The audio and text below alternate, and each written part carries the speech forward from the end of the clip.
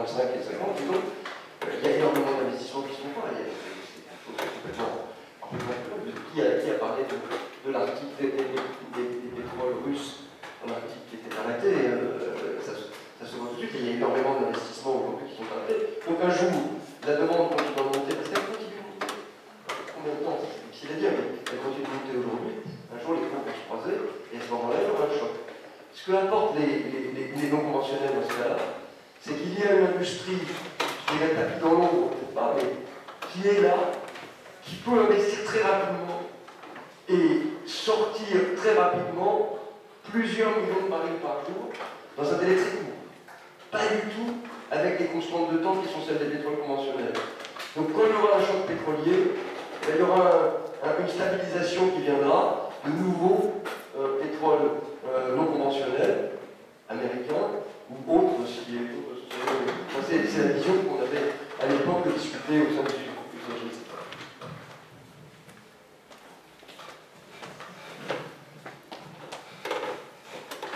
Sorry, I think I missed part of the English translation of the question. So, what was the question? So the question was, which impact on the conventional oil, on the reserves of this oil, if the investments in conventional oil stop today because of shale gas?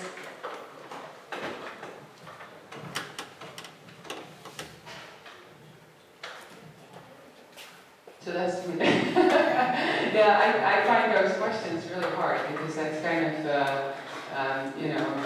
guessing in what is going to happen in a situation that we don't have yet. I can only again refer to the United States. That I showed that graph. I think. Sorry. This graph basically showing projections for. Sorry, I don't know how to enlarge this. For the, can you pull it up? For 2040, you can see that even though natural gas is still, going to the majority of, energy production. So it's 81.3% for fossil fuels, which, is mostly natural gas, but it doesn't mean that the U.S. is going to be run on natural gas only. So I think similar situation is going to. We could potentially have a similar situation here where, the one doesn't go without the other. And I think that that's the only sensible way of moving forward. And the same thing goes for reusable energy. I think there's no need opposing that process. Instead, we're all promoting it. It's just a matter of if we need this increase in energy consumption in the next decades, what role is natural gas going to play in it? And it's not a matter of is it going to play a role in it, it's just a matter of what role is it going to play.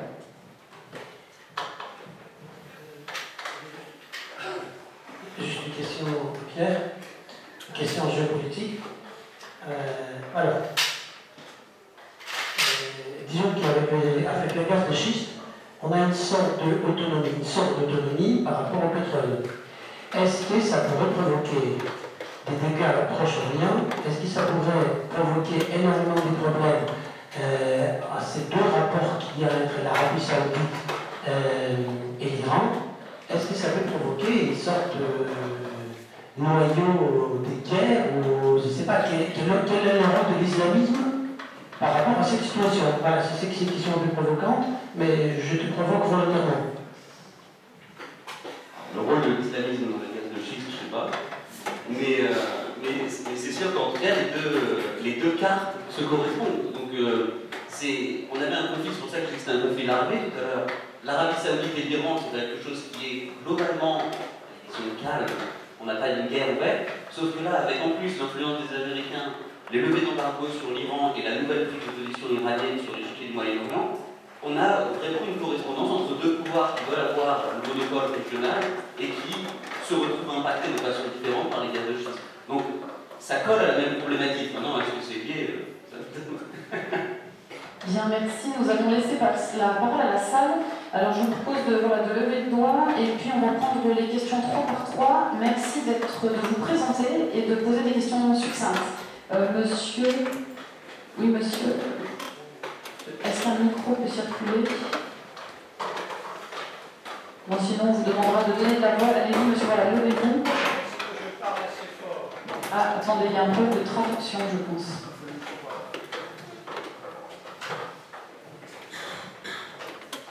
Et puis vous pouvez indiquer à qui vous adressez votre question. Je parle assez fort. Je suis affligé du statut du membre d'une secte qui s'appelle la pétrochimie, donc qui dépend complètement et du shale gas et du shale oil, et en plus des impacts d'énergie directe de ces nouveaux produits.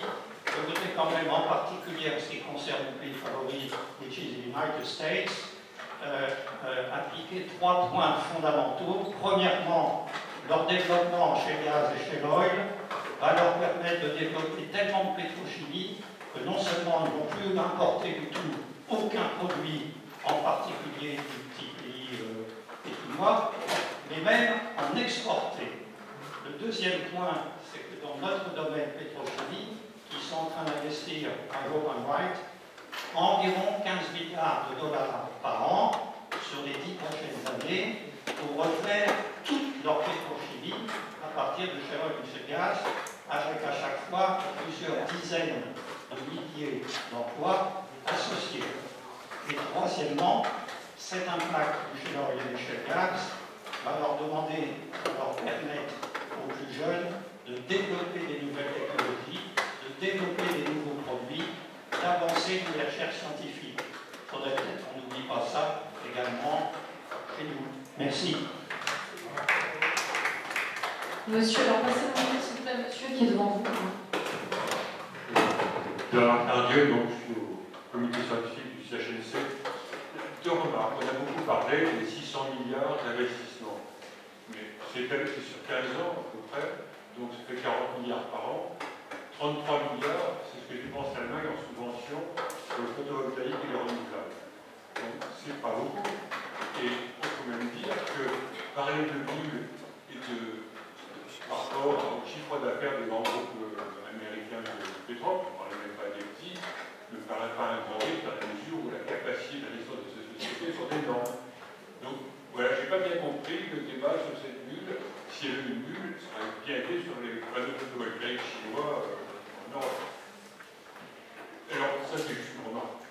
Le deuxième c'est plutôt sur la partie stratégique. Il y a des gens qui pensent, par exemple en Algérie, il vaudrait mieux faire beaucoup de recherches en Algérie, dans les pays du Qatar, pour produire plus de gaz très durablement et continuer à l'exporter vers le nord, que de donner de l'indépendance au nord et de mettre ces pays dans une situation stratégique difficile. C'est pas mon goût à moi, mais ça j'ai déjà entendu dire assez souvent et je veux savoir ce que vous en pensez. Une troisième question, peut-être monsieur, pardon, vous avez un voisin. Je suis désolée, je montre du doigt. Oui, Philippe François, je travaille à la Fondation IFRA. Je me demandais, est-ce que les Russes, s'ils abandonnent les recherches de pétrole dans le pôle Nord, est-ce qu'ils n'ont pas intérêt à se concentrer sur le gaz de schiste très rapidement à la place? Nous allons passer à la première réponse. Sur les investissements, oui, la réponse est tout à fait, vous avez complètement raison. Mon point a été de dire, oui, il y a eu des passages par des profits d'une très très grosse partie de ces 600 milliards, ça a quand même affecté le bilan des sociétés pétrolières. La deuxième question était, est-ce que ça risque de dégénérer en crise systémique? J'ai répondu qu'à mon sens, ce n'est pas le cas, mais que je n'avais pas étudié. Et c'est vrai que les chiffres que vous citez, le grand tout à fait, je suis tout à fait d'accord là-dessus.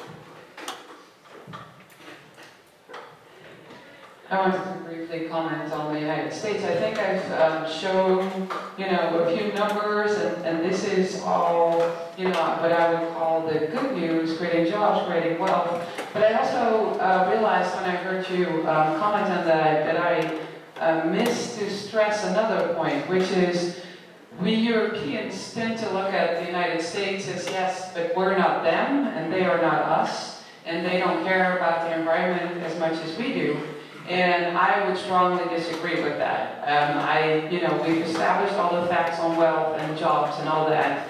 And my experience in the United States is that people do care about fracking, and local governments are working closely with the companies to make sure that safety is considered. There's extensive research in potential sites before they start any projects.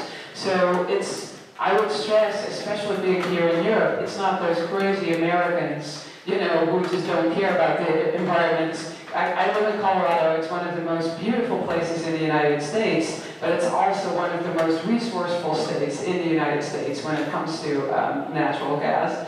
And the two go together, and people in Colorado very much care about their environment and their nature, and local governments are definitely taking their time to make sure that everything is within the borders of acceptability. Pierre Bentata sur les aspects géopolitiques. Alors oui, je suis pas sûr d'avoir compris votre question. Est-ce que vous pouvez partir?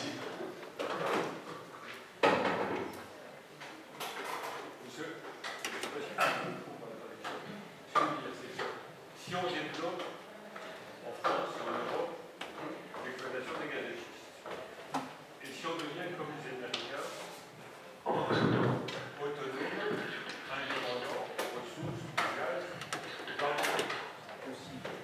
voire de pétrole, nous arrêterons comme aux États-Unis d'importer l'Algérie, du Qatar, et donc la difficulté majeure que rencontrent déjà les pays du Golfe du fait du désintéressement des États-Unis, si elle s'ajoute avec le désintérêt de l'Europe, il ne reste plus que la Chine pour faire des sorties, l'instabilité de l'ensemble de cette région, alors là, il faut parler de va devenir considérable. Et donc, le risque de déflagration n'est pas nul.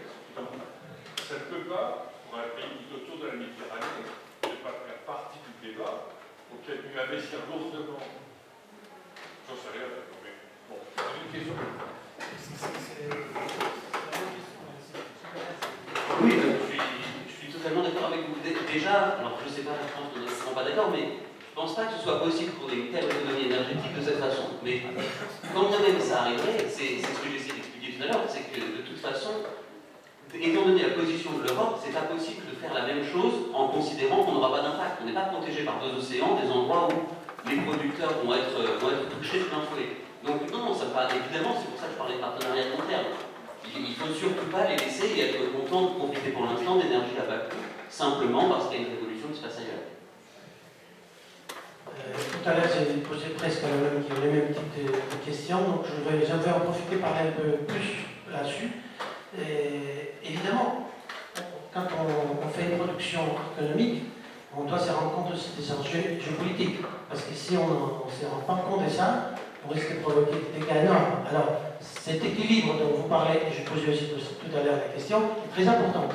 On ne peut pas détruire tout ce qui se passe au Proche-Orient uniquement pour une recherche économique. Alors, il faut scientifique. Alors, il faut trouver une sorte d'équilibre qui, à la fois, la recherche scientifique avance, et ensuite, on trouve aussi une sorte de possibilité à gérer la situation là-bas et que nous ne soyons pas hors cours, parce qu'il y a d'autres pays qui attendent. Et là, je rentre immédiatement à la deuxième question par rapport à la Russie.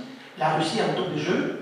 Le premier jeu, c'est à la fois par rapport aux États-Unis, donc ce jeu capital par rapport à la fois au rapport de force, au pouvoir et à la recherche scientifique, et aussi à la fois aussi réelle et aussi par rapport à son image. Mais il y a ensuite une deuxième possibilité qui fait réunir de enjeux géographiques assez lointains. Par exemple, les Balkans avec les BRICS et avec la route de Chine. Alors, il y a des pays où la différence géographique est énorme, la différence culturelle est énorme, mais à cause du fait qu'aujourd'hui nous vivons à une époque où le capitalisme patriotique va souvent contre la démocratie libérale, nous trouvons en face d'un impact, d'un phénomène bizarre où les pays les plus hétéroclites, ils se réunissent tous pour attaquer la démocratie libérale. Et là, je reviens à la question de Fukuyama, c'est-à-dire cet philosophe américain qui, après la chute de la Russie, il avait déclaré en grand plan, c'est fini, maintenant, le seul système, c'est le libéralisme, la fin de l'histoire et les derniers hommes. Il s'est trompé sur 3 niveaux. Première chose, les Balkans que je viens de vous évoquer. Les Balkans, il y a les guerres totales. Et les guerres qui font là-bas, qu'on les vit souvent, c'est pas une guerre idéologique, c'est pas la gauche et la droite. Donc c'est pas parce que le communisme est tombé que là-bas il y aura la paix et la démocratie sera instaurée, comme il disait Fukuyama. Deuxième chose, c'est l'islamisme. L'islamisme déteste la démocratie, déteste nos valeurs. Alors, ce n'est pas une question de gauche ou de droite, c'est global le système. Et ensuite, nous avons le troisième élément des pays européens, comme c'est la Hongrie, la Pologne ou d'autres pays, qui détestent aussi notre système, entre guillemets détesté, qui est à l'intérieur. Alors, si on ne trouve pas un équilibre entre notre géopolitique, entre notre philosophie de gérer tout ça, et l'économie et les recherches, on risque d'avoir beaucoup de problèmes. Et quels sont les problèmes? D'abord, la montée du populisme, la xénophobie totale, l'euroscepticisme, et évidemment des problèmes de structure d'identité européenne, et le reste, etc. Donc voilà, par rapport à la Russie. Ça, c'est mon point de vue. Oui, très très très bon. Moi, je pense qu'on a la fin de l'histoire, mais nous avons pas il faut bien comprendre par contre ce que ça veut dire, parce que je partage par contre le reste du commentaire. Ça veut dire que des pays qui pour l'instant ont l'air d'en vouloir à l'Europe, ou des pays qui menacent l'Europe, ce sont des pays qu'il faut aider en tant qu'Européens. Et donc, effectivement, là, le discours devient très inaudible, parce que non seulement on parle d'énergie non conventionnelle,